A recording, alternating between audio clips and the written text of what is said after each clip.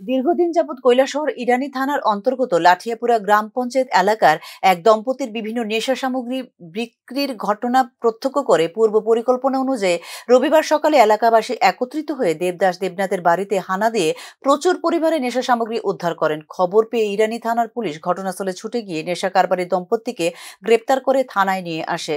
নেশা কারবারি দেবদাস দেবনাথ এর বাড়ির পাশে দিনমজুর এক ব্যক্তি সারাদিন নেশাক্ত থাকার কারণে সংসারের অভাব অনটনে তার অন্ধ ও বিকলাঙ্গ ছেলে ফাঁসিতে আত্মহত্যা করার চেষ্টা করলে এলাকাবাসীর তৎপরতায় তাকে বাঁচানো সম্ভব হয় বলে জানিয়েছে এলাকাবাসী।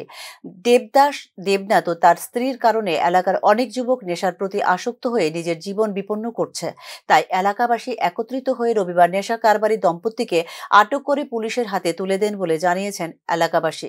তাই নেশা মুক্ত করতে গিয়ে বিগত 5 বছরের মেম্বার আমি ছিলাম। লাঠিগুড়ার অনেক মানুষ নেশা মুক্ত হয়েছে, উনাকে 2-3 বার অ্যারেস্ট করা হয়েছে।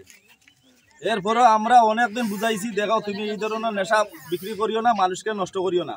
লাঠিগুড়ার সবাই বাদ দিলাইছে, তাই না? কিন্তু বর্তমানে কয়েকদিন ধরে আমার কাছে রিপোর্ট যাইতেছে। আমি 2-1 দিন রাত্রে আইছি, একা রাত্রে আইছি, আমার মেম্বার সাক্ষী আছে। আমি একা আইছি, আইয়া রাত্রে আমি আইয়া দেখছি 2 জন মানুষ পাইছি। এরা আমারে দেখিয়া বাইক গেছে, তাই না? বর্তমানে নেশা বেচছে।